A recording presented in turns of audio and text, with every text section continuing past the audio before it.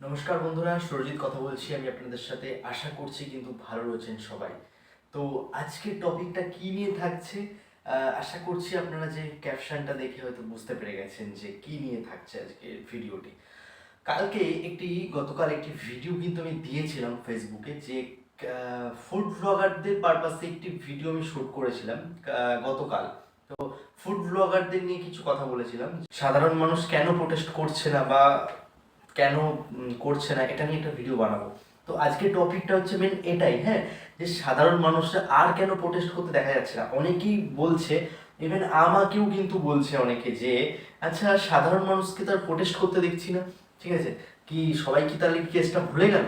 দেখুন, এবার আমি আপনাদেরকে বলে রাখি যে কেসটা ভুললো কি না। ব্যাপারটা হচ্ছে, দেখুন, আমাদের মতো সাধারণ ঘরে যারা আমরা বিলং করে থাকি, আমরা সাধারণ ঘর থেকে, তো সাধারণ মানুষরা কি, অনেকে আছে, বেশিরভাগ লোকই, যে আমরা যদি রোজই প্রোটেস্ট করতে বেরিয়ে যাই রাস্তাতে, হ্যাঁ আমাদের মধ্যে অবশ্যই প্রোটেস্ট আছে এবং আমরা প্রতিবাদী অবশ্যই, বাট ব্যাপারটা কি হয়, যখন আমরা রোজই যদি প্রোটেস্ট করতে বেরিয়ে যাই, তাই না, তো আমাদের না পেটটা চলবে না, আমরা যে অন্নটা জোগাই না কাজ করে, সেটা আমাদের আর হবে না। হ্যাঁ, এটা হচ্ছে number one reason. Two reason, যেটা বেশি হচ্ছে, হ্যাঁ, যেটা বেশি হচ্ছে আপনারা বুঝবেন, ভিডিওটা কেন বানালাম আজকে আমি, বুঝবেন যেটা অ্যাকচুয়ালি বেশি হচ্ছে, সেটা হচ্ছে কি যে সাধারণ মানুষের বেশি কি ভাবছেন জানেন? ঠিক আছে, কথাটা আমার হয়তো শুনতে আপনাদের খারাপ লাগবে এখন আমি কি বলছি।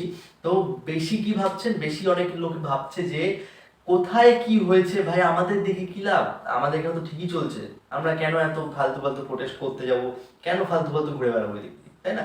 এইটা কিন্তু মানুষের চিন্তা ভাবনা বেশি, তাই জন্য কিন্তু আর দেখা যাচ্ছে না এখন কাদের প্রোটেস্ট করে দেখা যাচ্ছে, সাধারণ মানুষ কিন্তু নয়, এখন জুনিয়র ডক্টরদের দেখা যাচ্ছে প্রোটেস্ট করতে।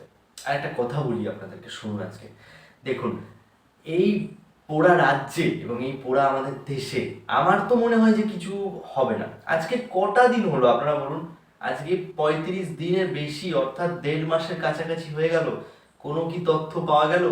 হ্যাঁ, একটা গভীর জল থেকে ধরুন একটা, কি বলবো, একটা কিছু তোলা হচ্ছে, সেটার হাফেরও হাফ তোলা হয়েছে, এখনো নিচে অনেক পড়ে রয়েছে, গভীর জলের নিচে এখনো অনেক পড়ে রয়েছে, সেটা এখনো সিবিআই খুঁজেই পায়নি, তাই না? এরপর হবেও কিনা বলা যায় না, মানে জানি না আমি। তো একটাই কথা মাথায় আসছে, এই রাজ্যে কিচ্ছু হবে না। হ্যাঁ, আপনি বা তুমি, যাই হোক, ভিডিওটা যে দেখছো তাকে বলছি, তুমি একটা প্রোটেস্ট করতে যাও, তুমি প্রতিবাদী হতে যাও, দেখো তোমার বাড়িতে লোকজন চলে আসবে, তোমার বাড়িতে পুলিশ চলে আসবে, হ্যাঁ, তোমার বাড়িতে এগুলো হয়ে যাবে।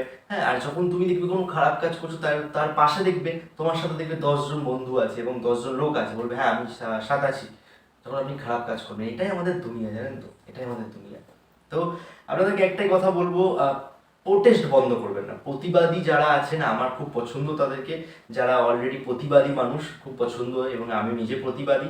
হ্যাঁ, তো এই জন্যই বলছি, যারা আছেন, বারবার করে বলছি, এই কেসটা যেটা হয়েছে তিলোত্তমার সাথে, তো এই কেসটিকে একদম ধামাচাপা করতে দেবেন না কেউ। প্রতিবাদ অবশ্যই করুন, প্রোটেস্ট করতে থাকুন। একদিন হয়তো আমরা ফল পাবো এবং একদিন হয়তো আমরা জানতে পারবো আসামি যে কারা, যে আমাদের এই বোনকে, আমাদের এই তিলোত্তমা বোন এবং ডক্টর, অর্থাৎ আমরা ভগবান চোখে যারা দেখি, তো তাকে যে খুনটা করেছে, তাকে যে নৃশংসভাবে মেরেছে, আশা করি তাকে দেখতে পাবো এবং তাকে, সে, আশা করি যে শীঘ্রই ধরা পড়ুক।